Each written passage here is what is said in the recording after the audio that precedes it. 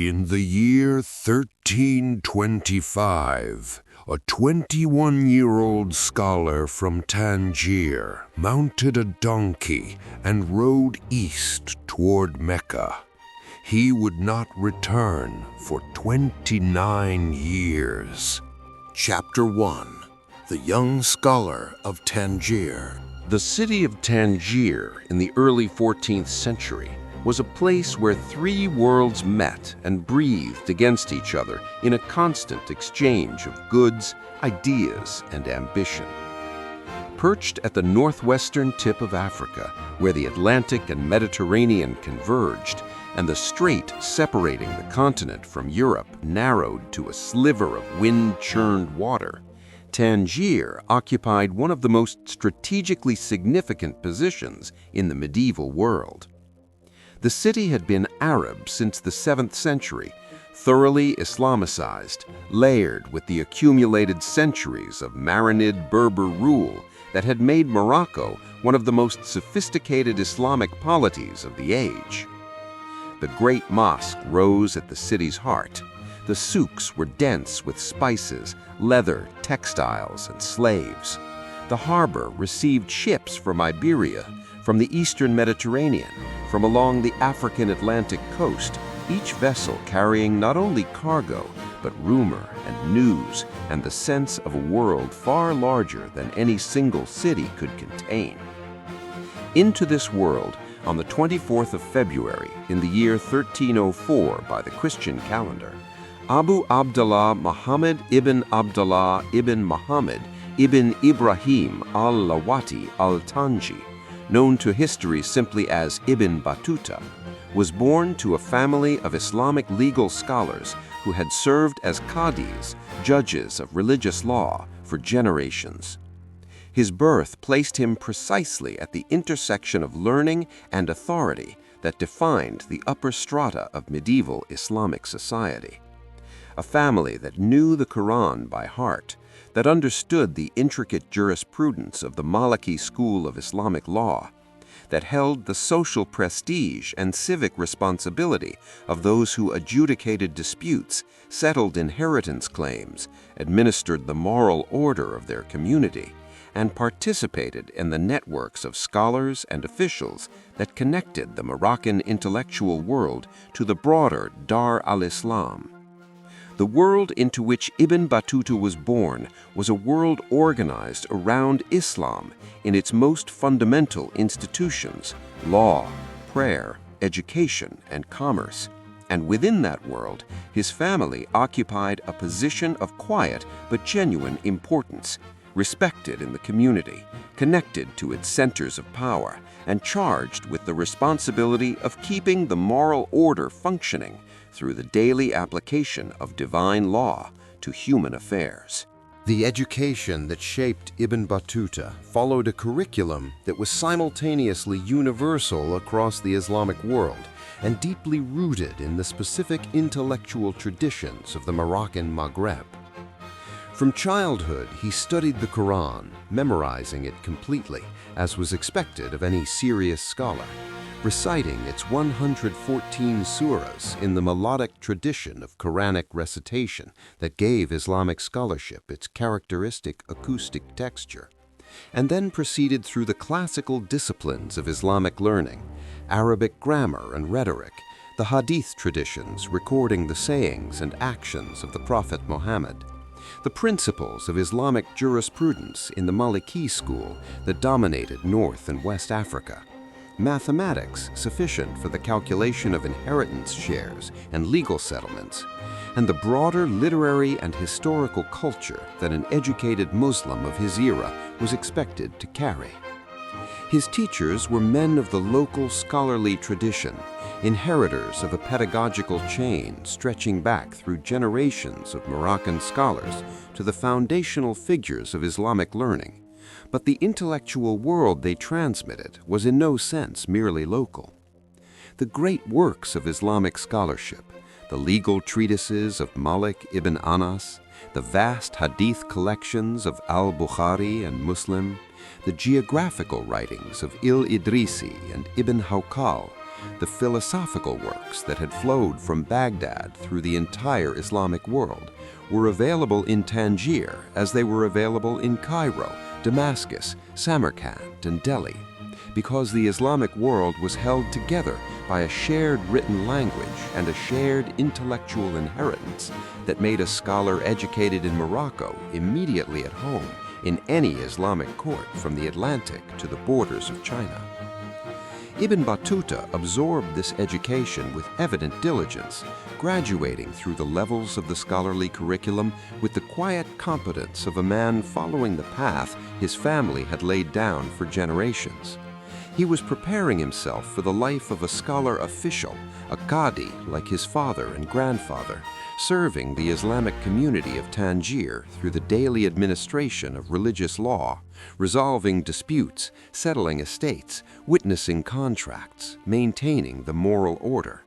That was the life he was born for. The education was complete, the career path clear, the future entirely legible.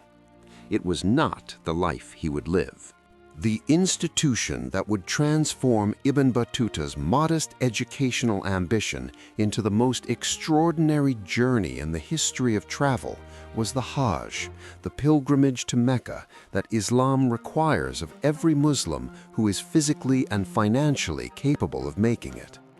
The Hajj is one of the 5 pillars of the faith, an obligation as fundamental as the 5 daily prayers and the annual Ramadan fast. And in medieval Islamic society, it carried a social and spiritual weight that the modern secular imagination struggles to fully appreciate. To have made the Hajj was to have demonstrated one's commitment to the community of believers at the most fundamental level. To return from it was to carry the title of Haji with a prestige that opened doors throughout the Islamic world. To have made it multiple times, as Ibn Battuta eventually would, was to mark oneself as a man of particular piety, means, and devotion to the community of the faithful. The journey from Morocco to Mecca was itself a substantial undertaking of many months. Overland through North Africa and Egypt, or by sea across the Mediterranean and then south through the Levant, or by various combinations of routes that took travelers through some of the great cities of the medieval Islamic world, each stage offering its own encounters with scholars, saints, and the accumulated learning of Islamic civilization. The Rihla fi talab al-ilm, the journey in pursuit of knowledge, was a parallel and deeply honored tradition in Islamic scholarship, the recognition that the accumulation of religious and legal learning required travel to seek out the greatest scholars wherever they lived, to study at the feet of masters in Cairo and Damascus and Baghdad and Khorasan, to acquire the chains of transmission that validated one's claim to be a legitimate authority in Islamic law. For Ibn Battuta, the Hajj and the Rihla were inseparable from the beginning of his planning. He was going to Mecca to fulfill his religious obligation, but he was also going to learn, to see the Islamic world in its full extent, to sit with its scholars, to absorb the diversity of Islamic practice and understanding across the cultures it had absorbed. He had no idea on the morning he departed how far that impulse would ultimately carry him, across what distances and into what civilizations, over what decades of continuous motion. The 14th of June, 1325 is one of the most consequential departure dates in the history of human movement, though no one in Tangier recognized it as such on that particular morning. Ibn Battuta was 21 years old, unmarried, and traveling without companions. The caravan he intended to join had already departed, and he had missed it. He rode out of Tangier alone on a donkey, heading east along the Mediterranean coast of Morocco toward Tlemcen, where he hoped to catch up with travelers heading for the Hajj. The parting from his parents was, by his own account in the Rihla he would later dictate, an emotional one. Tears were shed, and the weight of a long separation that neither party could yet quantify pressed on the farewell. His parents had raised him, educated him, established him in a life of respectable scholarly prospects, and now he was riding away from all of it into a journey whose length no one could predict. Ibn Battuta himself imagined something like a year or perhaps two, the normal duration of a Hajj journey from the Maghreb. He would be gone for almost 3 decades. The Morocco he was leaving behind was the prosperous, if occasionally turbulent, sultanate of the Marinid dynasty, a Berber ruling house that had made Fez one of the great cities of the Islamic world and had extended Moroccan influence into Al-Andalus in Spain. It was a sophisticated, literate, legally ordered society, and the young man riding east from Tangier on that June morning carried its values in his bones: the importance of Islamic law, the authority of established scholarship, the social prestige of the educated, and the particular Moroccan pride that came from inhabiting a culture that felt itself fully the equal of any civilization on earth. The road east from Tangier took Ibn Battuta through the Moroccan heartland and then into the territory of the Zionid Sultanate at Tlemcen in what is now northwestern Algeria. The journey was his first real exposure to the practical difficulties and rewards of medieval Islamic travel, a world organized around caravans, caravanserais, and the hospitality networks that connected the scholarly and commercial communities of the Islamic world. He arrived in Tlemcen to find that the caravan he sought had moved on, a disappointment that set the pattern for a journey that would repeatedly force him to choose between waiting for established companions and pressing forward alone into uncertainty. He chose to press forward, as he would always choose. The road continued east through Miliana, Algiers, and then through the Hafsid territory of Tunisia, where he paused at Tunis long enough to observe the city and note its scholars, its architecture, and the quality of its Islamic intellectual life. Tunis was not Fez. It was smaller, less cosmopolitan, less magnificently endowed with mosques and madrasas, but it was unmistakably part of the same civilization, organized by the same legal principles, speaking the same Arabic, reading the same texts. Ibn Battuta was discovering for the first time the extraordinary cultural coherence of the Islamic world, that a man educated in Morocco could arrive in Tunisia and find himself immediately at home among its scholars, understood in every significant way, sharing a framework of reference so fundamental that differences of dialect and local custom were almost superficial by comparison. This coherence, the Dar al-Islam, the House of Islam, as a genuinely transnational civilization, would sustain him for the next 3 decades across distances that would have atomized any traveler who lacked it. The city of Alexandria, reached after the long coastal journey through Libya and Egypt, overwhelmed the young Moroccan scholar with its scale and its echoes. The Pharos lighthouse, one of the 7 wonders of the ancient world, still standing in Ibn Battuta's time, though already in a deteriorated state, rose at the harbor's entrance, a structure so massive and so ancient that it seemed to belong to a different order of reality than the merely human buildings around it. Ibn Battuta climbed it and was struck by its height, its antiquity, and the sweep of sea and city visible from its upper gallery.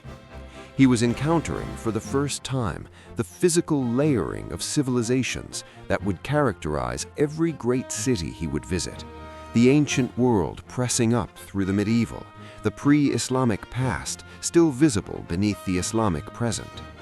Alexandria had been Greek, then Roman, then Byzantine, then Arab, and each layer had left its marks in stone and soil and cultural memory. It was in Alexandria that Ibn Battuta had the first of 3 visionary encounters that would shape the entire subsequent direction of his journey. He met a Sufi holy man named Sheikh Burhan al-Din al-Araj, who told him that he would visit his own brothers, 3 great Sufi masters in widely separated parts of the world, one in India, one in Sind, one in China. The prophecy was offered as a gift and received as one. Ibn Battuta did not know in 1326 what it meant. He would spend the next 3 decades finding out. Cairo in 1326 was the largest city in the world outside China, and perhaps the most magnificent urban environment that any medieval traveler of any civilization could encounter. Ibn Battuta arrived to find a metropolis of approximately 600,000 inhabitants, a number so far beyond anything in Morocco or the rest of North Africa that it required a complete recalibration of his sense of what a city could be. The city stretched for miles along the eastern bank of the Nile, its skyline dominated by the citadel on the Muqattam Hills and the soaring minarets of its hundreds of mosques.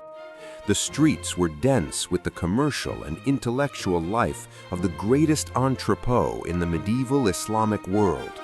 Merchants from every corner of the Dar al-Islam and beyond, scholars, pilgrims, Sufi brotherhoods, judicial officials, craftsmen of every specialization, and the immense apparatus of the Mamluk Sultanate that ruled Egypt with military efficiency and cultural sophistication.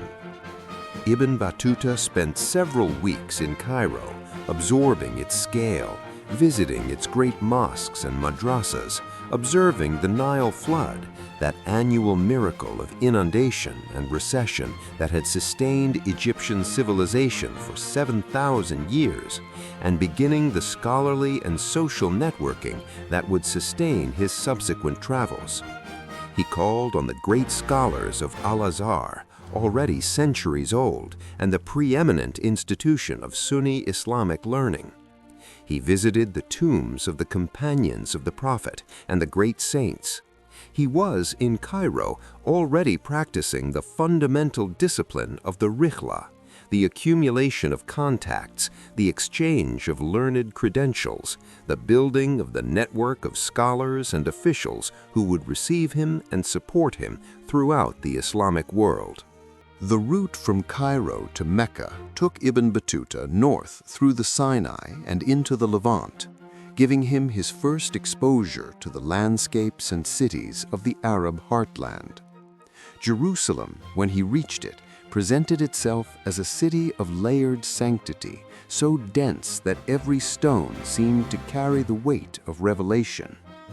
The Dome of the Rock, built by the Umayyad Caliph Abd al-Malik in 691 CE, over the rock from which the Prophet Muhammad had ascended to heaven during the night journey,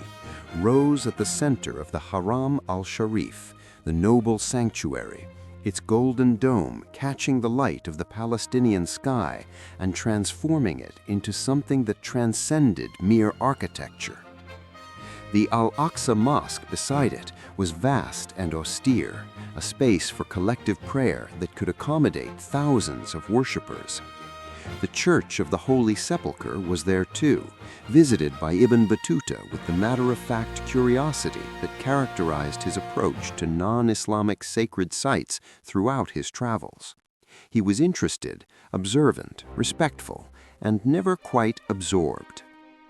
Damascus, further north, struck him as even more beautiful than Jerusalem. He called it the most beautiful city in the world, a judgment he maintained even after seeing Constantinople and Hangzhou and the courts of the Delhi Sultanate. The city's great Umayyad mosque, its gardens and fountains, its covered market, the Souk al-Hamidiyya, its density of scholars and saints, and the intellectual life that made it one of the great centers of Islamic learning, all of this combined in Ibn Battuta's account into a portrait of a city that embodied everything the Islamic urban ideal could aspire to be. The Hajj of 1326, Ibn Battuta's first of what would eventually be 4 pilgrimages to Mecca, was both the fulfillment of the journey's original purpose and the moment when that purpose quietly expanded beyond its original dimensions. Mecca itself in the 14th century was a city whose entire existence was organized around the Kaaba and the rites of pilgrimage. The Masjid al-Haram, the great mosque surrounding the Kaaba, was already immense, capable of accommodating tens of thousands of worshippers in its open courtyard, and during the Hajj season, it received pilgrims from every corner of the Islamic world in numbers that transformed the city into a temporary metropolis of extraordinary diversity. Ibn Battuta performed the required rites, the tawaf, the 7 circumambulations of the Kaaba, the sa'i, the 7 journeys between the hills of Safa and Marwa commemorating Hagar's search for water, the standing at Arafat, the stoning of the devil at Mina. He was fulfilling obligations that had been fulfilled by Muslims since the time of the Prophet, participating in a continuity of practice that connected him directly to the origins of his faith. But Mecca was also, during the Hajj, the single greatest meeting point of Islamic scholars from across the entire world, and Ibn Battuta used it as such, meeting scholars from Iraq, from Persia, from Central Asia, from India, from sub-Saharan Africa, exchanging credentials and information and the scholarly gossip that circulated through the Islamic world with remarkable speed. He was building the map of a world he was beginning to understand he would need to traverse completely. The decision not to return home after the Hajj was the hinge on which Ibn Battuta's entire life turned, and it was made, it seems, almost without deliberate intention. He had completed the pilgrimage, the obligation was fulfilled. Every practical consideration argued for the return journey. His parents were in Tangier. His scholarly career waited to be begun. The path back along the North African coast was familiar and relatively safe. Instead, he attached himself to a caravan heading north and east toward Iraq, following an impulse that the Rihla records without quite explaining. A hunger for more of the world, more of its scholars, more of its sacred places, more of the raw experience of movement through the Dar el-Islam in its full extent. He was 22 years old, in excellent health, apparently without significant financial anxiety. The network of Islamic hospitality, the expectation that scholars and pilgrims would be housed and fed and assisted at every way station of the Islamic world, provided a structural support system that made extended travel feasible for a man of his credentials. He would make the Hajj again in 1327, and again in 1328, and again later. Mecca became not the destination of his journey, but its recurring center, the axis around which the great loops of his travels rotated. What had begun as a single pilgrimage was transforming into something that had no precedent in the history of Islamic travel, a systematic attempt to visit every significant part of the Islamic world and whatever lay beyond it. The young scholar of Tangier was becoming the greatest traveler the world had yet produced. Chapter 2. The Shores of the Indian Ocean.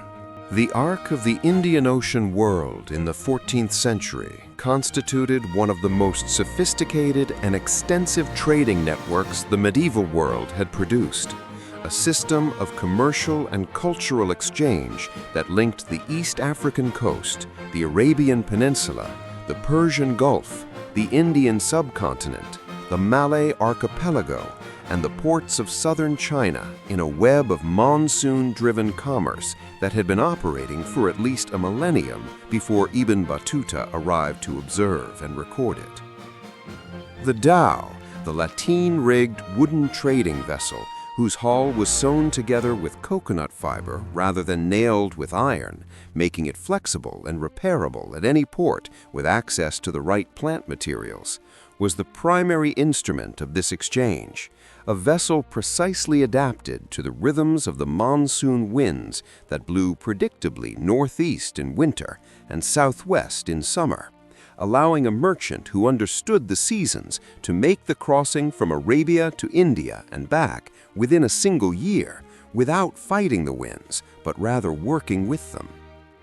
The geometry of this commerce was determined entirely by the monsoon calendar. Depart Arabia in December, arrive in India in January, conduct business through the spring, depart India in May or June as the southwest monsoon built, arrive back in Arabia by August. Thousands of dhows followed this pattern every year, making the Indian Ocean not a barrier, but a highway, and the civilizations along its shores not isolated, but deeply, continuously interconnected. The cities that lined this ocean were among the wealthiest and most cosmopolitan of the medieval world. Aden, at the entrance to the Red Sea, taxing every ship that passed. Hormuz, at the mouth of the Persian Gulf, so wealthy that its merchants could afford to pave its streets with imported luxuries. Calicut and Quilon on the Malabar coast of India, loading the pepper and ginger and cardamom that drove European commercial ambition. Malacca at the hinge of the Malay Peninsula, controlling the strait through which all trade between the Indian Ocean and the South China Sea must pass. Guangzhou and Guangzhou at the southern end of the China coast, receiving the silks and porcelains that traveled west to furnish the palaces and mosques of every Islamic civilization. These were cities where Arabic, Persian, Tamil, Malay, Swahili, and Chinese traders coexisted in commercial neighborhoods organized by religion and ethnicity, where the mosque stood beside the Hindu temple and the Buddhist shrine, where the goods of the entire world passed through warehouses and counting houses and the hands of brokers who spoke 6 languages and trusted no one completely. Ibn Battuta entered this world by first traveling south through Arabia to Yemen, descending the ancient incense road from Aden to the coast, where the dhow captains were preparing for the winter monsoon crossing to East Africa. He went with them, and what he found on the East African coast astonished him with its prosperity, its Islamic sophistication, and the evidence it provided that the civilization he had been raised to regard as the world's finest had taken deep and productive root in places far beyond Morocco's horizon. The Swahili coast cities that Ibn Battuta visited in 1331, Mogadishu, Mombasa, and above all Kilwa, represent one of the most remarkable achievements of medieval African civilization, yet they remain almost entirely absent from the Western historical imagination, crowded out by the later narrative of European contact and colonization that arrived a century and a half after Ibn Battuta's visit and destroyed much of what he had seen. Mogadishu, the first substantial city he encountered after the crossing from Arabia, was already a wealthy and well-organized Islamic city-state of considerable sophistication, its merchants controlling the caravan trade routes of the Somali interior and maintaining commercial connections with Arabia, Persia, and India that had been operating for centuries.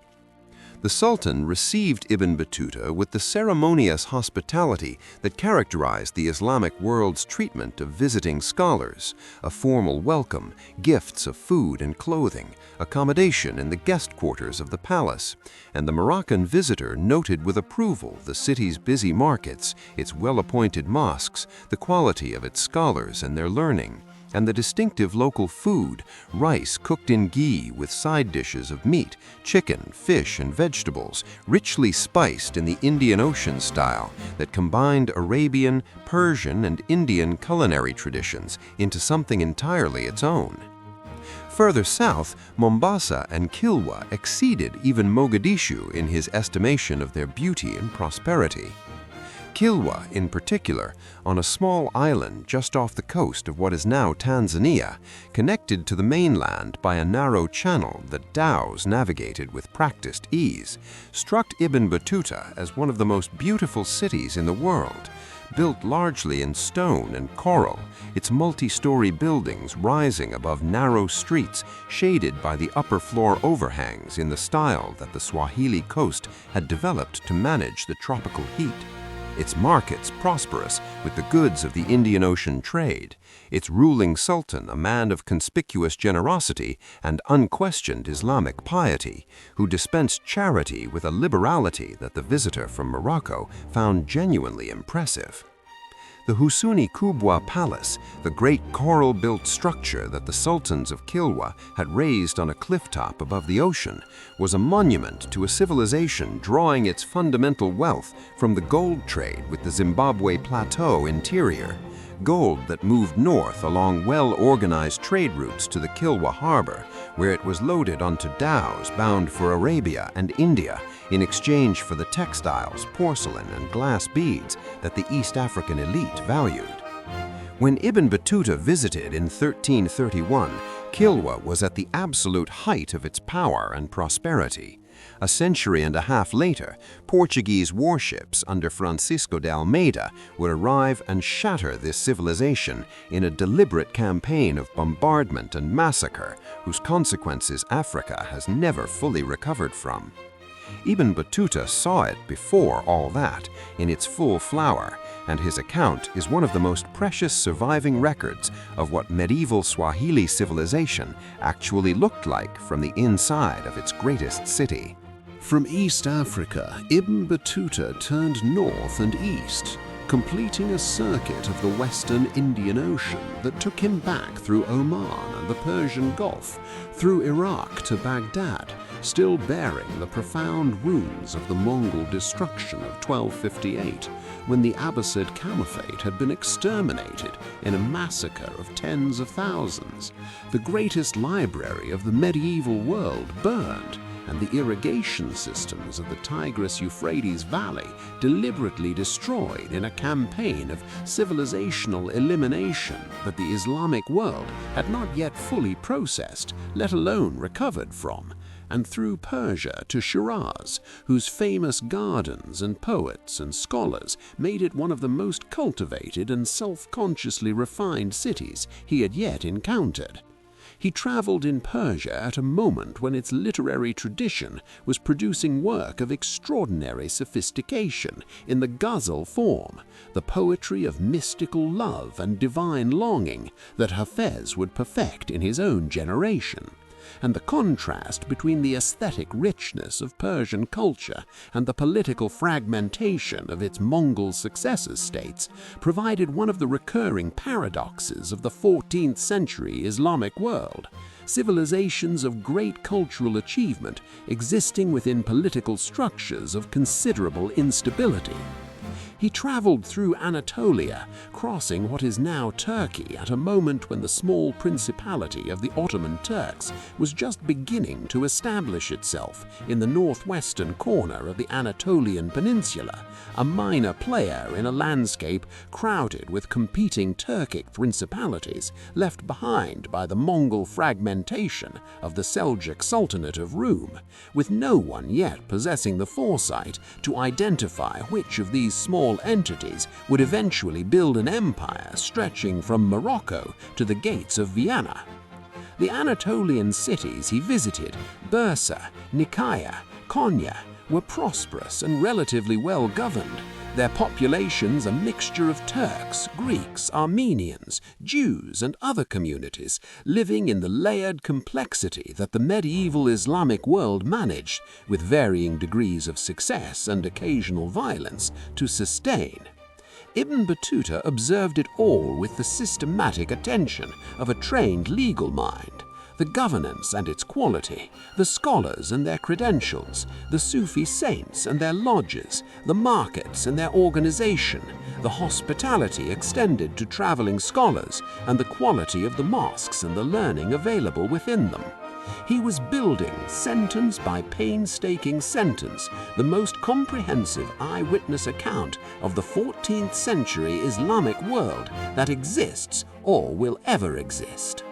The journey to the Golden Horde, the Mongol Khanate that ruled the vast steppe north of the Black Sea and the Caspian, was Ibn Battuta's first sustained exposure to a world organized on fundamentally different political and social principles than the Islamic sedentary civilizations he had been traversing. The Khan Uzbek, who ruled the Golden Horde from his mobile court on the Pontic steppe, had converted to Islam in the early 14th century, a conversion of enormous long-term consequences for the subsequent Islamization of Central Asia and the territories that would become Russia's sphere of influence. But his court remained organized around the mobile, pastoral traditions of the Mongol world, vast tent cities called ordu that moved with the seasonal migrations of the royal herds, a culture of spectacular hospitality toward honored guests and sudden, overwhelming violence toward perceived enemies or rivals. Governance organized around personal loyalty and military hierarchy rather than the codified law that Ibn Battuta's entire training had been built to serve. He was received at the Khan's court with great honor. Uzbek Khan recognized the prestige of a visiting Islamic scholar and treated him accordingly, inviting him to join the royal court's seasonal movements, providing him with a yurt, servants, horses, food, and ultimately with wives. The Khan arranged marriages for the visiting scholar with women of the court as a form of hospitality that Ibn Battuta accepted as was expected of him. It was at the Golden Horde court that Ibn Battuta encountered one of the most extraordinary episodes of his entire three-decade journey.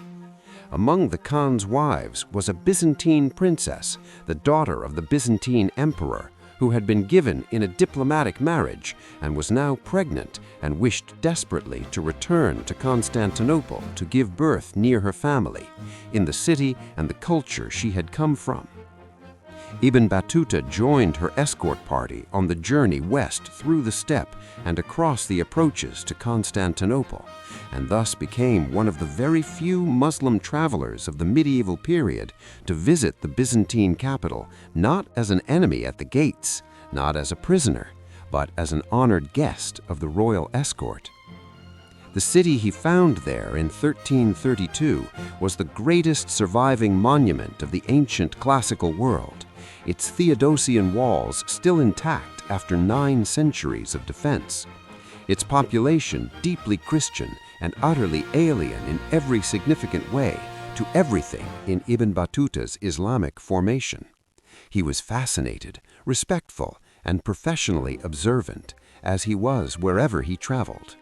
Constantinople in 1332 was a city in slow, dignified decline, the Eastern Roman Empire now reduced to the city itself and a scattering of territories in Greece and western Anatolia, surrounded by Ottoman and other Turkish principalities that were steadily consuming its remaining hinterland, decade by decade.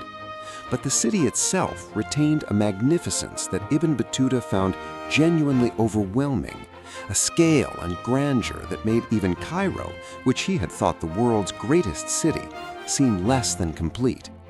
The Hagia Sophia dominated everything. The great church of the Holy Wisdom, built by the Emperor Justinian in the 6th century of the Christian era, was still, 7 centuries later, the largest church in the world and among the most technically ambitious structures ever raised by human hands. Its enormous central dome appearing to float on a ring of light, its interior spaciousness defying any structural logic that Ibn Battuta could easily identify.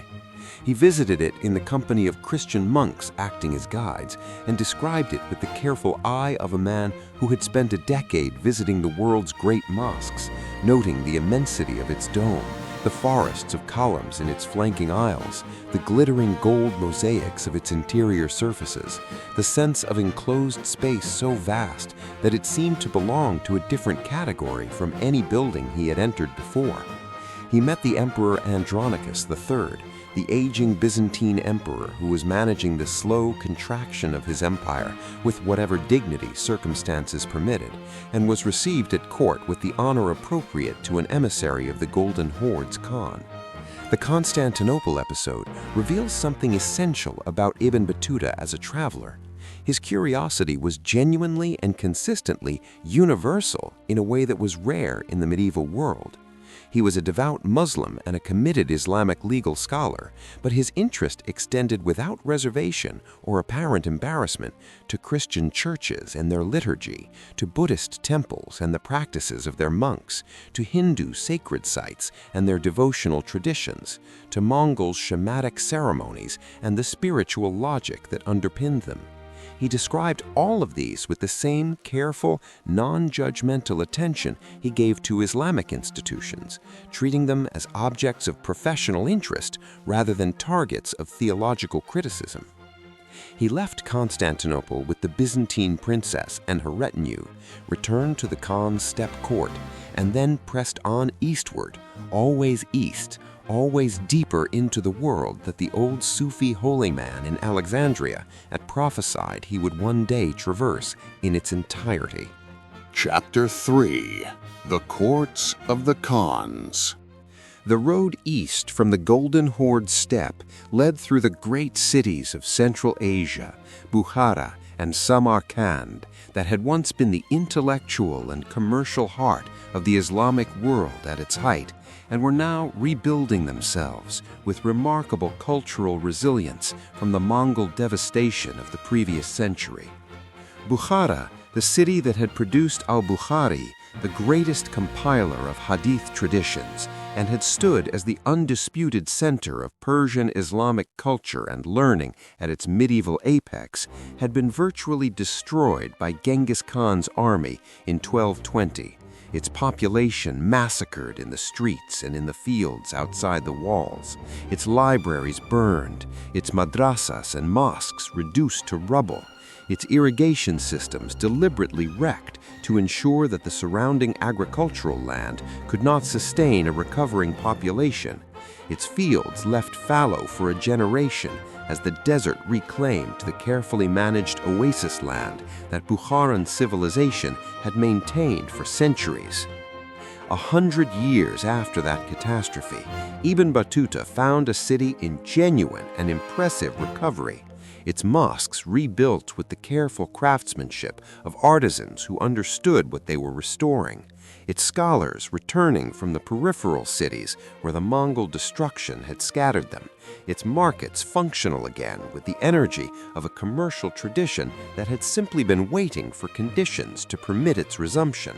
its streets slowly repopulating as the Pax Mongolica that followed the conquest created conditions for trade and movement that paradoxically benefited the very civilization the Mongols had initially destroyed. The Mongol Empire, once its initial violence was spent, created the largest free trade zone in the history of the medieval world, a continuous land corridor from China to the Black Sea in which merchants, scholars, ambassadors, and travelers could move with a security and speed that was unprecedented and would not be repeated until the modern age. Ibn Battuta was himself a beneficiary of this paradox. His ability to travel so freely across Central Asia and into India owed everything to the infrastructure and security that the Mongol successor states maintained, even as the civilization they had built that infrastructure upon continued to recover from the trauma of the Mongol conquest itself. Samarkand was further along in its recovery than Bukhara, the undisputed crossroads of the Silk Road, the city where Chinese silk and Indian spices and Russian furs and Byzantine glass and African gold all met and were exchanged in a commercial environment of extraordinary cosmopolitan density, was rebuilding itself around its commercial function with an energy that owed everything to the geographical reality of its irreplaceable position at the nexus of the Eurasian trade network. No matter what political order ruled the surrounding steppe, goods had to pass through Samarkand because Samarkand sat precisely where the routes from China and India and Persia and the western steppe all converged. Ibn Battuta moved through both cities in a state of learned attentiveness, noting their scholars and the quality of their credentials, their saints and the Sufi lodges where travelers were welcomed, their architectural achievements and the evidence they provided of a civilization genuinely recovering its own best aspirations, the quality of Islamic practice in communities that had survived conquest and were building again from first principles. He was measuring the Islamic world against itself, the pre-Mongol civilization he knew from the texts he had studied against the post-Mongol reality he was walking through, and finding in the gap between them both profound loss and a stubborn, admirable human continuity. Central Asia was, in the 14th century, one of history's great demonstrations of civilization's capacity to rebuild itself. The approach to India in 1334 required Ibn Battuta to cross the Hindu Kush, the mountain range whose name means literally the Hindu killer, a description that honored with brutal honesty the lethal difficulty of its passes for travelers moving from the north and west toward the subcontinent. He crossed by the Khawak Pass in winter conditions of formidable and genuinely life-threatening severity, a journey that he describes in the Rihla with the directness of a man who has survived something genuinely dangerous and wishes to convey its physical reality without theatrical embellishment. The cold so intense that his beard froze solid within hours of beginning the ascent. The snow so deep on the high pass that horses sank to their withers and had to be pulled forward through drifts that offered no firm footing. The mountain trail so narrow in the worst sections that a single misstep to the right or left meant a fall into drops of hundreds of feet into the ravines below. He was cold, exhausted, frightened, and determined, as he always was when the journey presented obstacles that could not be argued with or negotiated around.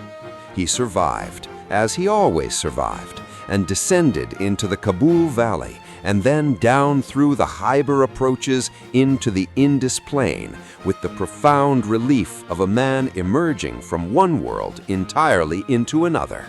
From the cold, spare, post-Mongol landscape of Central Asia into the astonishing density and heat and color and noise of the Indian subcontinent. The India he entered was the Delhi Sultanate under the rule of Sultan Muhammad bin Tughlaq, one of the most intellectually complex, personally generous, and genuinely terrifying rulers of the entire medieval world. A man described by his contemporaries with consistent agreement as simultaneously the most generous and the most cruel sultan alive. A combination of contradictory qualities that was not a paradox to be resolved, but a reality to be navigated with extreme care. Delhi, in 1334, was the capital of the largest and wealthiest Islamic sultanate in the world. Its population of approximately 1 million people receiving constant waves of immigration from Central Asia as scholars, soldiers, poets, mystics, and administrators fled the Mongol-controlled territories in the west and north to seek opportunity and patronage in the Sultanate's lavish court. The Sultan was universally known to lavish gifts of extravagant value on visiting scholars, robes of honor, horses, cash payments of enormous generosity, and Ibn Battuta arrived carrying letters of introduction from rulers and scholars he had met along the route, letters that identified him as precisely the kind of accomplished Islamic legal scholar and well-traveled man of letters that the Sultan was known to collect with the same enthusiasm a lesser ruler might collect horses or jewels. He was received at court with ceremony, given a substantial house and a regular salary, appointed to the prestigious position of Qadi over Delhi's large Muslim community, and presented with gifts of a cash value so astonishing that he records being temporarily unable to compose himself from the sheer surprise of the Sultan's generosity. The trap of that generosity had closed around him completely before he understood it was a trap at all. The 8 years Ibn Battuta spent in India were the most psychologically demanding and genuinely dangerous of his life, and they produced the most complex and revealing sections of the Rihla, a sustained, almost novelistic portrait of a patron-client relationship with a ruler whose favor was both enormously valuable and potentially lethal, and whose personality combined qualities of intellect, generosity, learning, and casual cruelty in proportions that made him simultaneously one of the most fascinating and most dangerous men of the medieval world. Sultan Muhammad bin Tughlaq was, by any objective measure, a man of exceptional intelligence paired with catastrophic political judgment. He was a trained scholar himself, genuinely learned in theology, mathematics, and philosophy, capable of debating the finest points of Islamic jurisprudence with the qadis he employed, interested in ideas across religious and cultural boundaries in ways unusual for rulers of his era, and he valued Ibn Battuta's legal expertise and his unique breadth of personal knowledge of the Islamic world outside India, qualities that made the visiting Moroccan scholar genuinely useful as well as ornamental. He was also prone to sudden, overwhelming rages in which entire populations could be condemned to death or forced exile for offenses that seemed to outside observers either trivial or entirely imaginary. He relocated the entire population of Delhi, hundreds of thousands of people, to a new capital he had built at Dowlatabad, 800 miles to the south, because he had decided that the Sultanate's capital should be more centrally located within his territories, a decision of such appalling logistical brutality that thousands died on the forced march, and when he changed his mind and ordered the population back north to Delhi some years later, thousands more died on the return journey. He flooded the economy with worthless leather tokens when the treasury ran short of copper and silver, then had executed the merchants who refused to accept them as legal tender. He dispatched a military expedition of 100,000 cavalry across the Himalayas to conquer China, and when the force returned almost entirely destroyed by the combined effects of mountain warfare, altitude sickness, and epidemic disease, he executed the surviving officers for the failure rather than reconsidering the wisdom of the mission that had sent them. Ibn Battuta served as the Sultan's Qadi for 8 years, performing his judicial functions with the competence of a trained legal scholar, accumulating considerable wealth at a household that eventually included multiple wives, concubines, and several children, and living throughout in the constant low-level anxiety of a man who understood that a wrong word, a wrong association, or simply the Sultan's unpredictable attention falling on him at an unfavorable moment could bring consequences that no amount of scholarly prestige or royal past favor would necessarily prevent.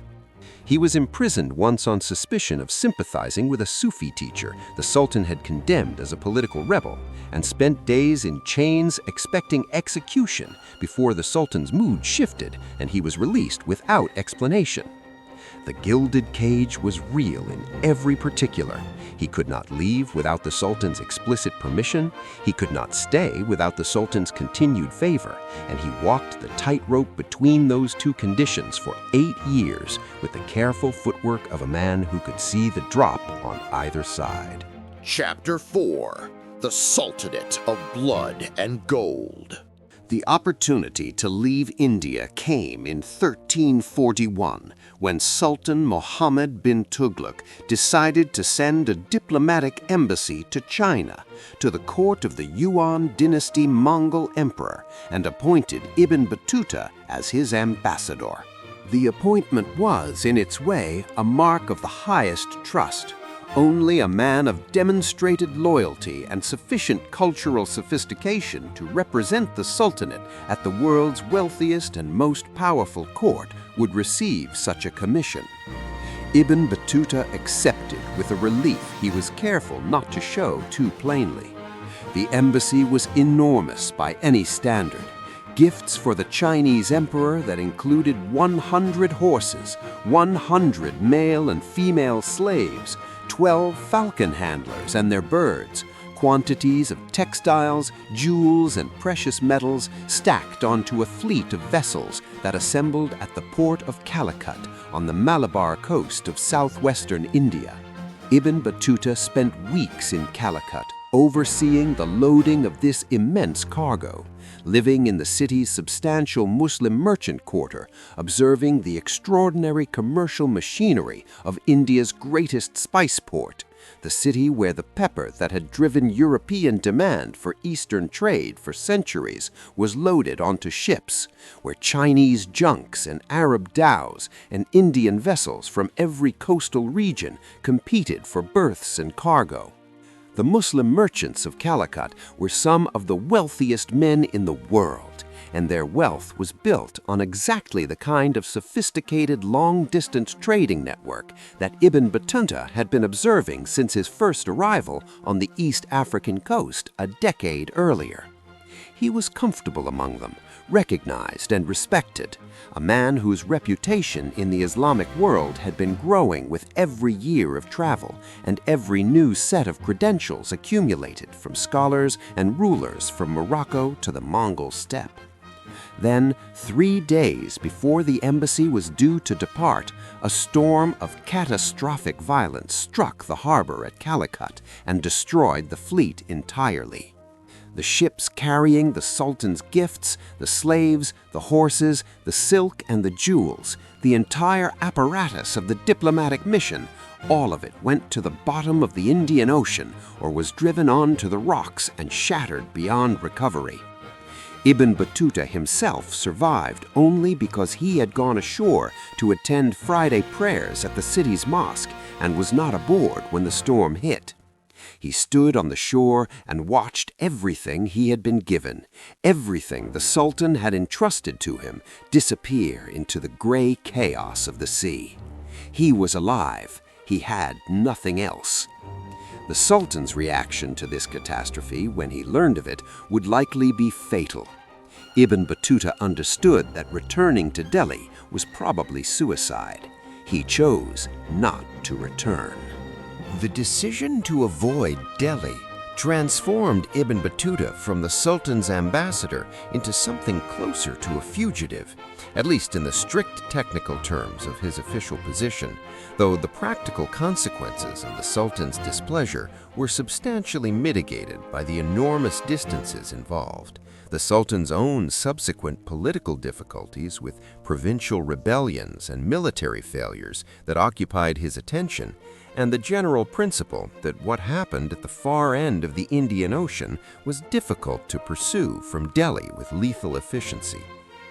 He moved south along the Indian coast with the careful movements of a man who was navigating geographically and politically at the same time, and eventually turned west across the Indian Ocean to the Maldives Islands, that extraordinary archipelago of more than 1,000 coral atolls lying 200 miles southwest of the southern tip of India, so low that the tallest point on any island barely cleared the ocean's surface, so beautiful in their turquoise water arrangement that Ibn Battuta found them among the most physically lovely places he had visited in 30 years of travel.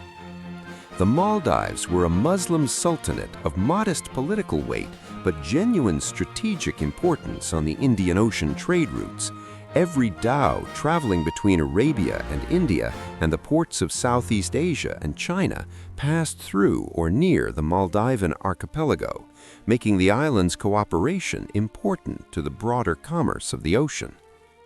They were acutely short of qualified Islamic legal scholars willing to live so far from the centers of Islamic civilization, and when Ibn Battuta arrived with his impressive Moroccan Maliki credentials and his now considerable reputation in the Islamic world, the island authorities recognized immediately that they had found what they needed.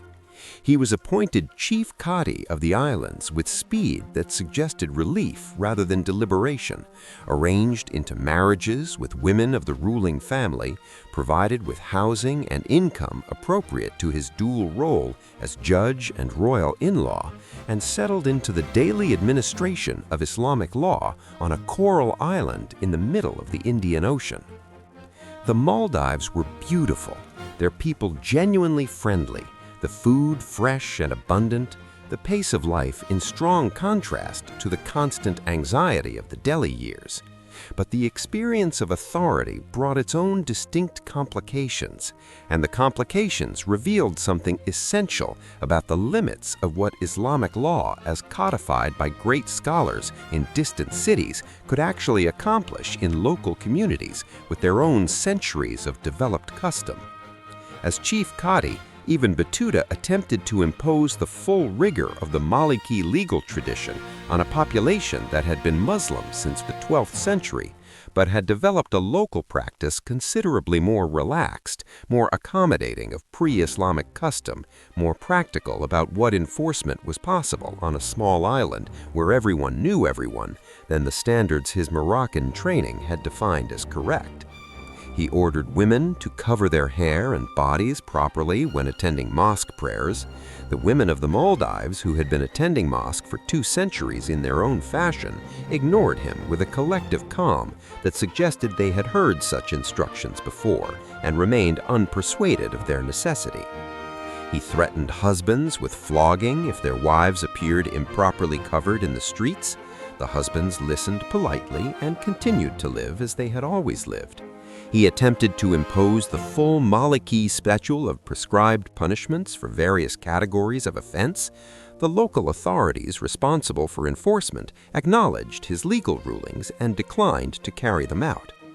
The Maldives were teaching him, as the diverse communities of the Islamic world had been teaching him for 2 decades, that the relationship between the ideal law of the scholars and the lived practice of actual Muslim communities was always a negotiation, never a simple imposition, and that the scholars who forgot this produced frustration rather than piety. Chapter 5: Shipwreck and the Eastern Seas. Sri Lanka, called Serendip by the medieval Arab geographers, a name whose root would eventually give English the word serendipity through a Persian fairy tale set on the island, was the next major destination after Ibn Battuta finally extracted himself from the Maldives, having antagonized the local authorities sufficiently with his relentless legal rigorism that his departure was almost certainly a relief to both parties, though the Rihla records it with a characteristic dignity that declines to acknowledge the mutual frustration that other sources suggest.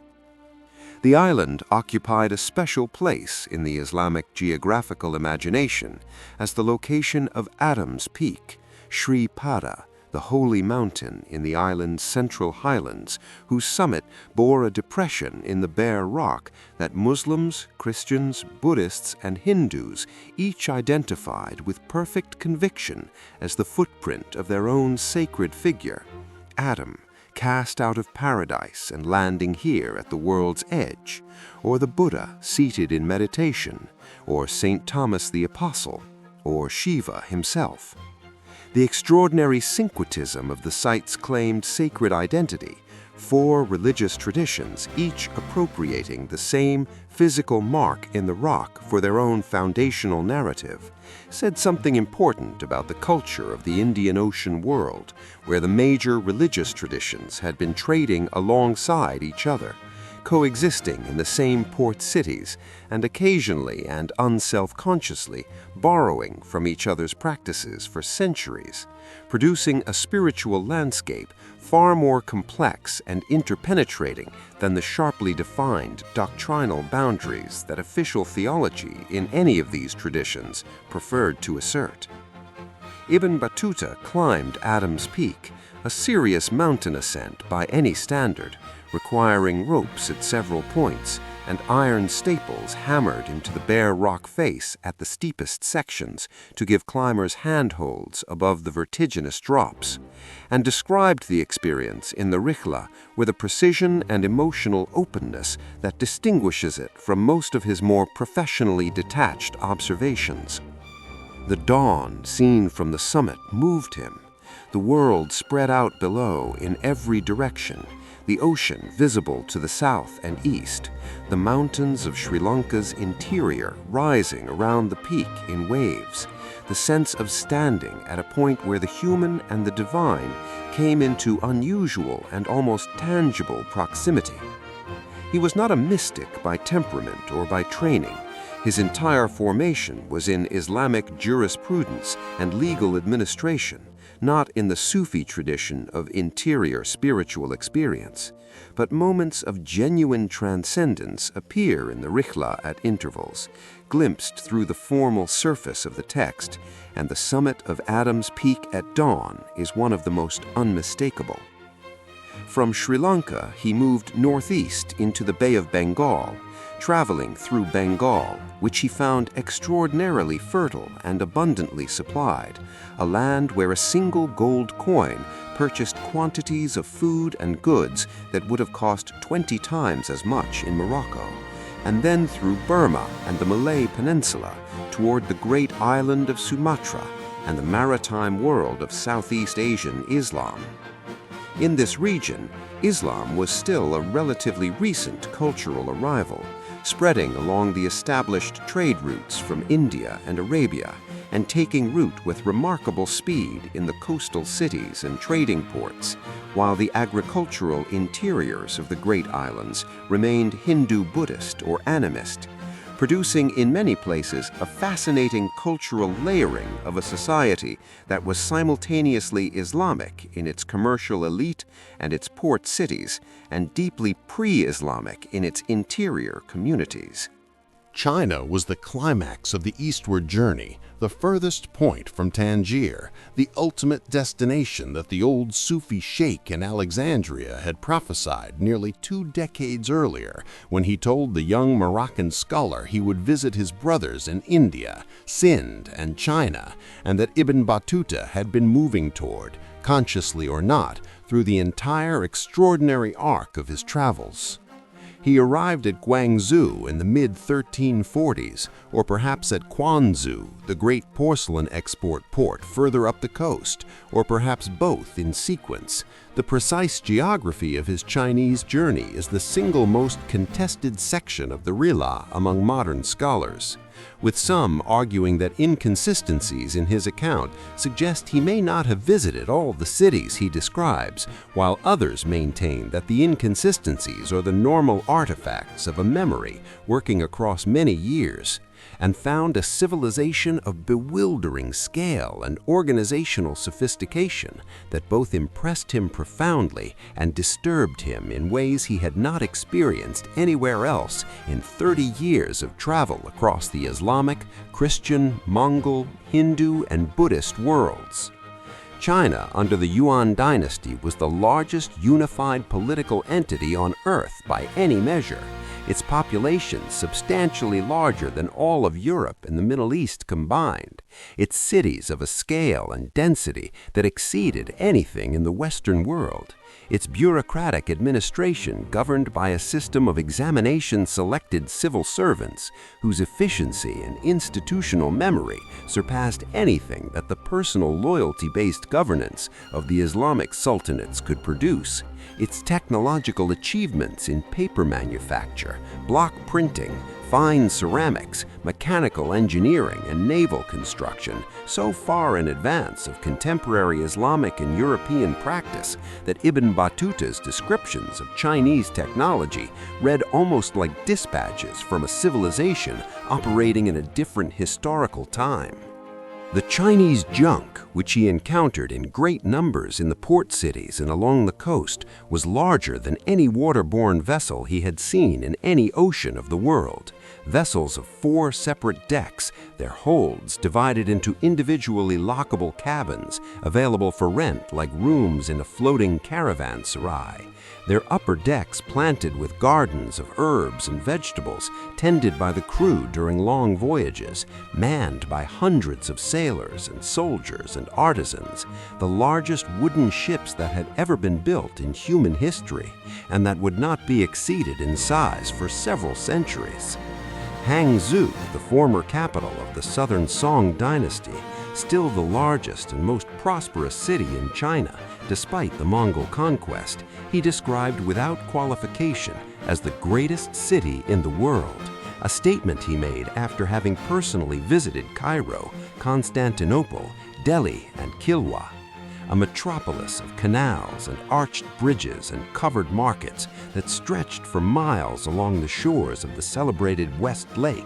its silk-weaving industry producing the textiles that traveled west across the entire Eurasian trade network, its porcelain works producing the blue and white ware that would define luxury ceramics from Morocco to Indonesia, its population a density of human activity that he found genuinely overwhelming.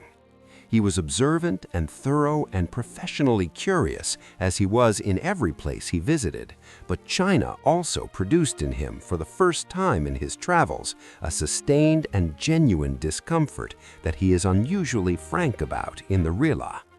China was simply not the Dar el-Islam. The substantial and wealthy Muslim merchant communities he stayed with in the port cities, well-organized enclaves of Arab and Persian traders who had been settled in China for generations, maintaining their mosques and their dietary laws and their community structures with impressive discipline, provided the familiar social scaffolding of the Islamic world, the context within which he could function as himself.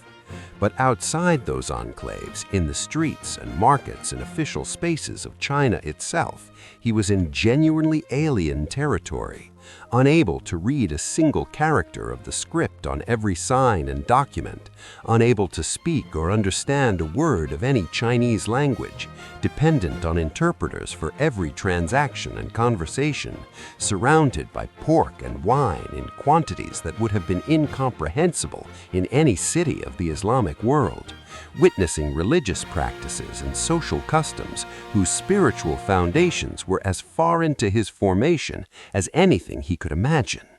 He found China magnificent and found it profoundly troubling in equal measure, and the productive tension between those two responses gave his Chinese chapters a quality of honest intellectual struggle absent from most of the rest of the Rihla. Chapter 6: The Black Death and the Long Road Home. The journey home from China began in approximately 1346 and took Ibn Battuta west through the now familiar waters of the Indian Ocean, Sumatra, the Malabar coast of India, the Persian Gulf ports, the Arabian Peninsula, with a quality of momentum that felt, perhaps for the first time in his long career of movement, genuinely like homecoming, rather than simply the next stage of a perpetual journey without destination. He was in his early 40s now, a man who had spent substantially more years outside Morocco than he had ever spent within it, who had been married in at least 10 different cities to women he had subsequently divorced or left behind when the journey continued, who had fathered children in Delhi and in the Maldives and perhaps elsewhere, whose faces he would never see again, who carried in his memory a catalog of places and peoples and sensory experiences so vast and so varied that no single human consciousness could have been expected to contain it all without some degree of distortion or confusion. The Rihla itself, for all its extraordinary detail, is not entirely consistent in its chronology or its geography, reflecting the human limitations of a memory working across decades. The world he was traversing on the return journey had changed in significant ways from the world he had first entered in 1325, and the changes were not uniformly hopeful. The Mongol Ilkhanate of Persia, which had been converting to Islam and producing something unexpected and interesting in the combination of Mongol political organization with Persian cultural sophistication, had dissolved into competing successor principalities. The Delhi Sultanate was visibly weakening under the accumulated damage of Muhammad bin Tughlaq's catastrophic policy decisions and the provincial rebellions they had generated. The Black Death, which would ultimately kill a third of the population of Europe and comparable proportions of the Middle East and Central Asia, was moving west from Central Asia along the trade routes of the Islamic world with a speed and lethality that no one yet fully comprehended. In Damascus in 1348, Ibn Battuta encountered it directly and unavoidably. He had visited Damascus on his very first journey north from Mecca, had called it the most beautiful city in the world, had loved its gardens and its scholars and its immense Umayyad mosque. He arrived now to find it in the grip of a catastrophe that made all human beauty and scholarship and commerce seem temporarily beside the point. The mosques were full not of scholars and students and the ordinary worshippers of a prosperous city, but of funeral prayers, prayers repeated again and again through the day and into the night as the dead accumulated faster than the city's burial traditions could manage. The streets were emptying as the living retreated from contact with the dying, shops closing, markets silencing. The scholars and officials and merchants who had made Damascus one of the most sophisticated urban environments in the medieval world were dying in numbers that stripped the city of its normal human density and replaced it with a vast, bewildered collective grief. Ibn Battuta recorded what he witnessed with the same careful professional attention he brought to every phenomenon he observed. Specific numbers of dead reported on specific days, particular collective responses of the religious community, the collective prayers and processions and fasting that the city organized as responses to catastrophe. And then, when the caravan route west was again passable, he continued toward Morocco, moving through the silence of a dying city that had been, on his first visit, the most beautiful place on earth. The return to Tangier in 1349, after 24 years of absence from the city of his birth, was not the triumphant homecoming that the narrative arc of a great explorer's life might have been expected to provide, and it was not what Ibn Battuta received. He arrived to find that both his parents were dead. His father had died years earlier during the long absence. His mother had died only months before his return, close enough to the moment of arrival that the particular grief of near miss, the knowledge that a few months more speed, a slightly shorter detour, a different ship taken in Oman, would have allowed him to see her one last time, was added to the fundamental grief of loss itself. The city he had left as a 21-year-old scholar on a donkey had continued its existence without him through the entire quarter century of his absence, indifferent in the way that cities are indifferent to any individual departure or return, its streets and markets and mosques unchanged in their essential character and physical arrangement, its population cycling through births and deaths and marriages and disputes without reference to the extraordinary journey being conducted by one of its sons in the far parts of the world. He had returned carrying more direct, personal knowledge of the human world than any individual alive, and none of it fit into the ordinary rhythms of Tangier's daily life. The emotional weight of this return, the dead parents, the unchanged city, the 24 years of accumulated experience so vast and so varied that no one in Tangier possessed the framework to receive it, is visible in the Rihla in a way that Ibn Battuta's characteristically formal and impersonal narrative style rarely permits personal feeling to show through.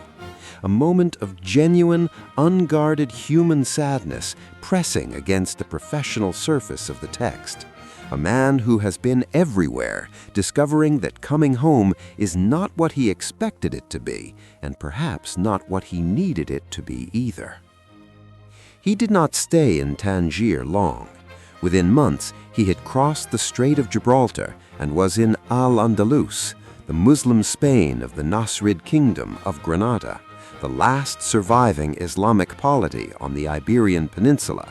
its sultans maintaining a precarious independence against the advancing military power of the Christian kingdoms of Castile and Aragon through a combination of diplomacy, fortification, and the extraordinary defensibility of the mountain terrain surrounding the city. The Alhambra Palace complex, whose construction was already well advanced in the form that would make it the supreme surviving monument of Islamic architectural achievement in the Western Mediterranean, was visible above the city on its ridge. Ibn Battuta visited the palace, spent time at the Nasrid court, observing its combination of cultural brilliance and political anxiety, noted the quality of its scholars and the beauty of its gardens, and the sense of a civilization that knew its time might be running short, and then returned to Morocco. He was home in the broader sense, but home had lost whatever power it had ever possessed to contain him. He did not stay in Tangier long. Within months, he had crossed the Strait of Gibraltar and was in Al-Andalus, the Muslim Spain of the Nasrid Kingdom of Granada, the last surviving Islamic polity on the Iberian Peninsula, its sultans maintaining a precarious independence against the advancing military power of the Christian kingdoms of Castile and Aragon through a combination of diplomacy, fortification, and the extraordinary defensibility of the mountain terrain surrounding the city. The Alhambra Palace complex, whose construction was already well advanced in the form that would make it the supreme surviving monument of Islamic architectural achievement in the Western Mediterranean, was visible above the city on its ridge. Ibn Battuta visited the palace, spent time at the Nasrid court, observing its combination of cultural brilliance and political anxiety, noted the quality of its scholars and the beauty of its gardens, and the sense of a civilization that knew its time might be running short, and then returned to Morocco. He was home in the broader sense, but home had lost whatever power it had ever possessed to contain him. Chapter 7. The Last Great Journey. The trans-Saharan journey to Mali in 1352 was Ibn Battuta's last great expedition, and in some respects the most intellectually revealing and culturally challenging of his entire career.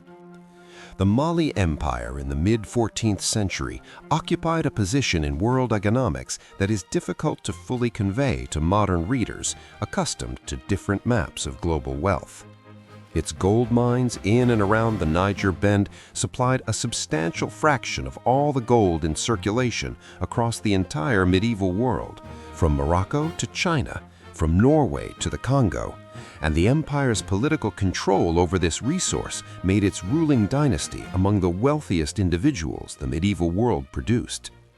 The Mansa Musa, Mansa Suleiman's predecessor, who had ruled from 1312 to 1337, had made the Hajj to Mecca in 1324 in a procession so extravagant that it was remembered and discussed throughout the Islamic world for generations.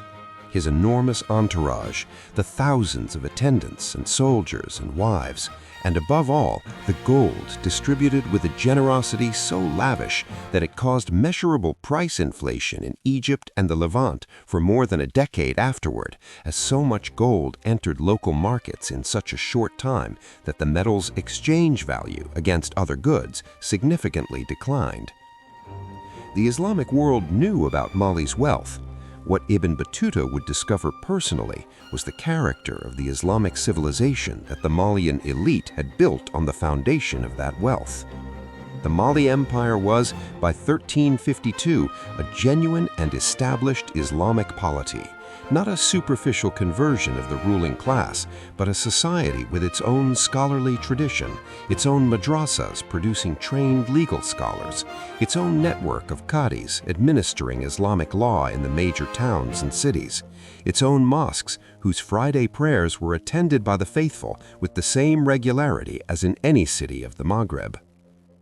Ibn Battuta crossed the Sahara in a large caravan departing from Sijil Massa, the great Moroccan entrepot at the desert's northern edge, where the trans-Saharan trade organized itself for the long crossing, traveling south through the famous salt mining station at Tagaza, where the surreal economics of the Saharan salt trade were visible in the extraordinary fact that the buildings of the town were constructed entirely of blocks of rock salt, roofed with camel hide, because salt was the only locally available building material and was worth enough in the markets of sub-Saharan Africa to be used as currency rather than wasted on construction anywhere else. The crossing was harsh by any standard, even by the standards of a man who had crossed the Hindu Kush in winter and the Indian Ocean in monsoon. Weeks of desert travel in summer temperatures that could kill the poorly prepared within hours. The caravan moving in the cooler hours of early morning and late evening, and resting in the limited shade of the oases during the brutal midday heat. The guides navigating by star and sand formation across a landscape that offered no distinguishing marks to the untrained eye. Ibn Battuta was approaching 50 years of age, no longer the young scholar who had ridden out of Tangier on a donkey, but he was experienced in difficult travel in a way that no other person alive could remotely claim, and the Sahara, formidable as it was in every physical respect, did not break him.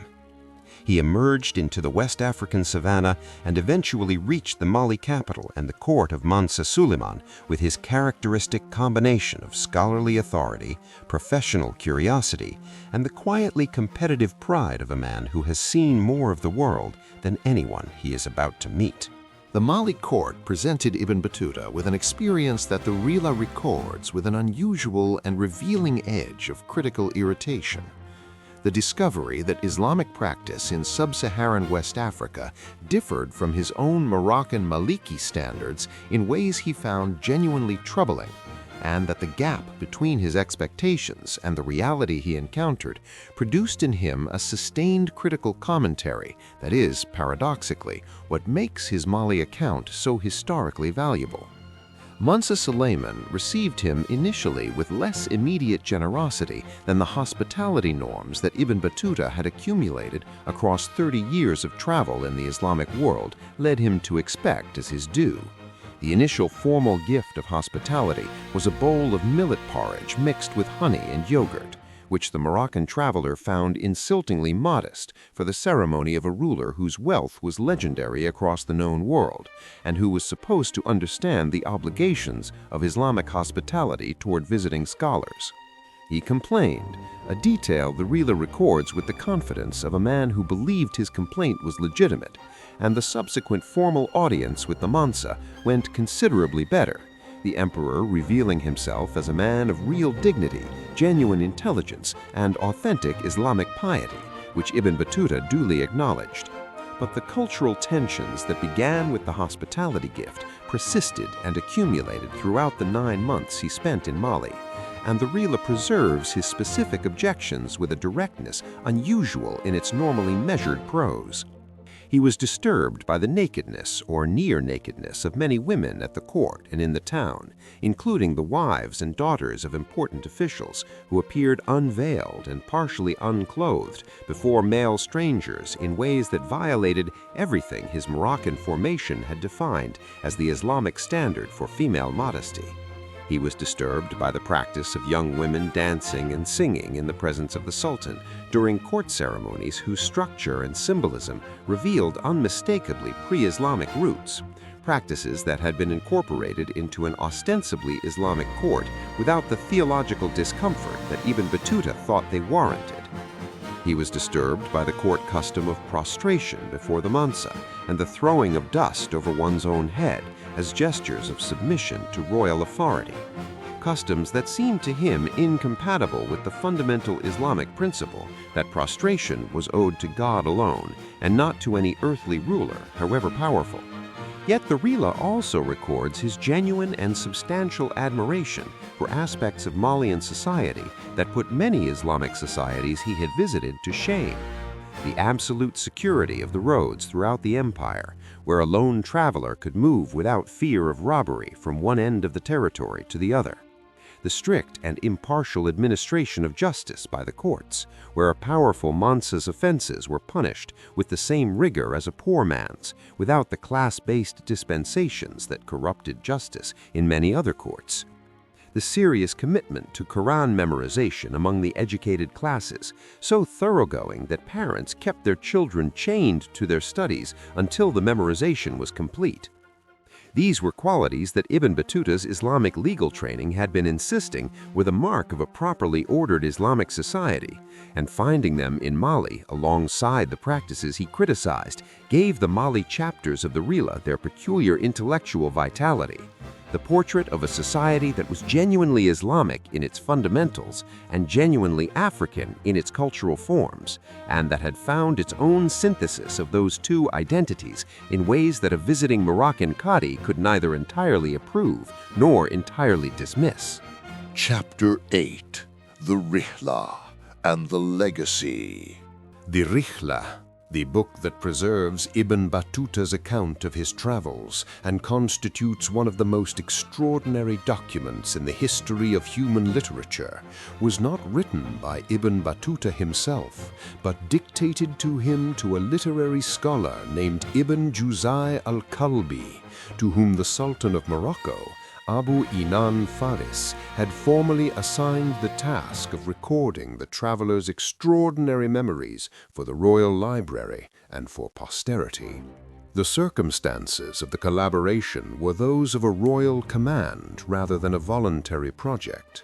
The Sultan had heard Ibn Battuta recount portions of his travels at court and recognized with the instinct of a patron who understood the value of both documentation and prestige that this man's experiences constituted a unique record of the world that deserved to be preserved in proper literary form before age or illness could erase the details from the traveler's memory.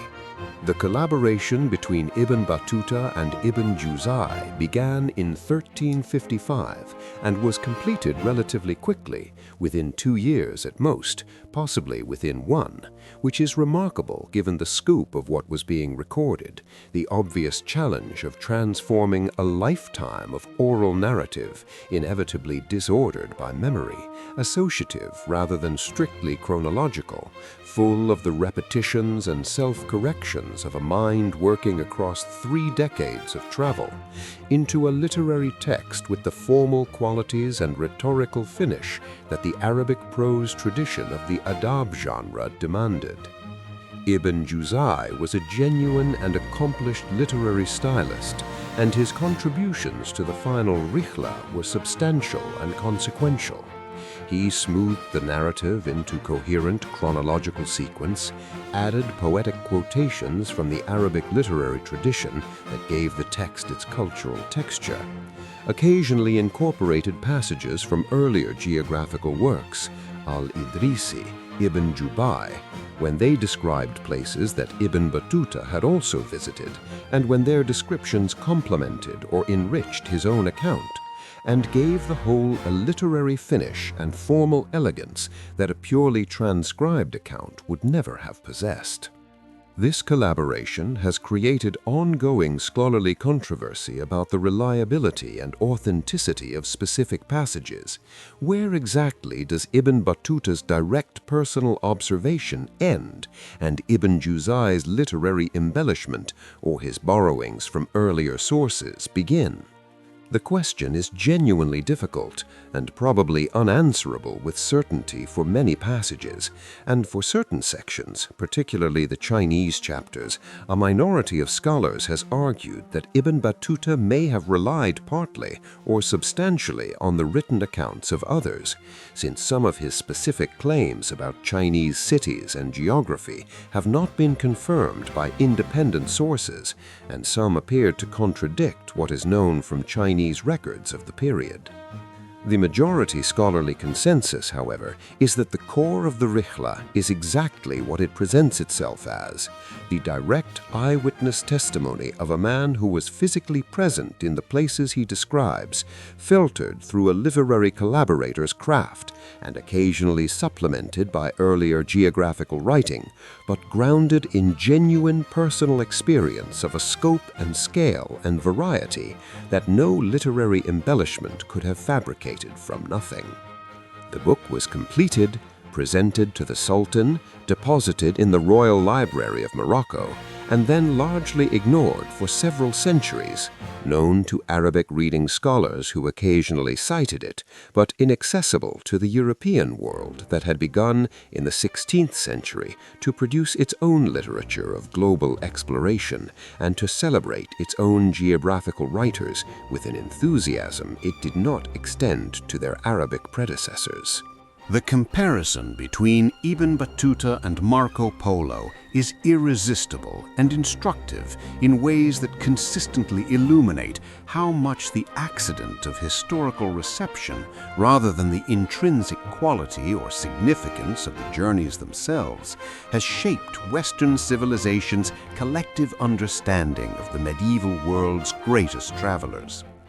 Marco Polo traveled approximately 15,000 miles over the course of roughly 24 years and dictated an account of his experiences that was transcribed by a literary collaborator named Rustichello da Pisa, while both men were prisoners in a Genoese jail following a naval battle,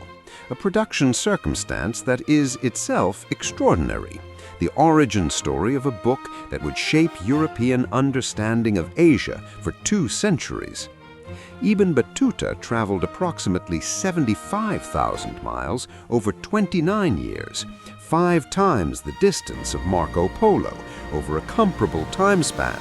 and dictated an account of incomparably greater geographical scope, cultural breadth, and human variety to a literary collaborator in the Moroccan royal court. Where Polo traveled a single extended circuit from Venice to China and back, Ibn Battuta traced a complex web of journeys that touched virtually every Islamic civilization on earth and extended deep into Christian, Hindu, Buddhist, and animist territories that fell well beyond the Dar al-Islam.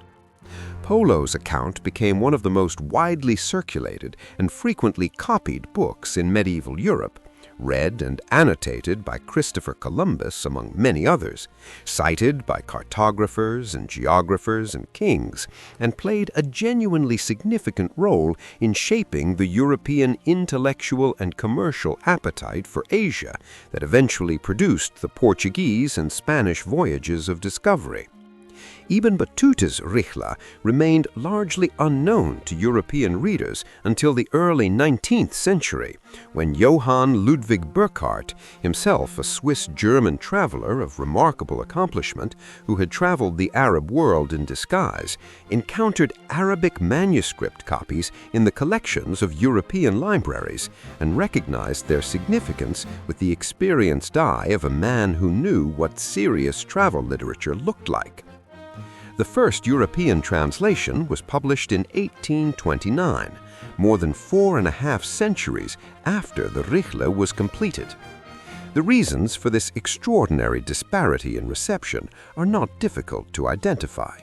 Polo wrote in Italian for a European readership already primed by centuries of crusading contact to be fascinated by the East. Ibn Battuta wrote in classical Arabic for an Islamic readership that shared his frame of cultural and religious reference and found in his account the reflection of a world they knew and belonged to. The worlds they described overlapped substantially. Both men spent time in China, in Persia, in India, but they described them from opposite cultural directions and with entirely different sets of concerns, and the subsequent dominance of European civilization over global discourse meant that Polo's perspective became the canonical one, and Ibn Battuta's was categorized as peripheral, interesting, exotic, but not central. This marginalization has been gradually and significantly corrected over the past half-century, and today the Rihla is increasingly recognized as what it has always been, one of the supreme achievements of medieval literature, a geographical and cultural document of irreplaceable value, the account of a journey that was and will always remain without parallel in the history of human movement across the earth. Ibn Battuta died around 1368 or 1369 at approximately 64 years of age in Morocco, possibly still serving in some modest Qadi capacity in a provincial town after the sultan who had commissioned the Rihla had died and the courts that had celebrated the great traveler had moved on to other interests. He had seen more of the human world than any person before or after him until the age of modern transportation erased the distances that had made his achievement extraordinary.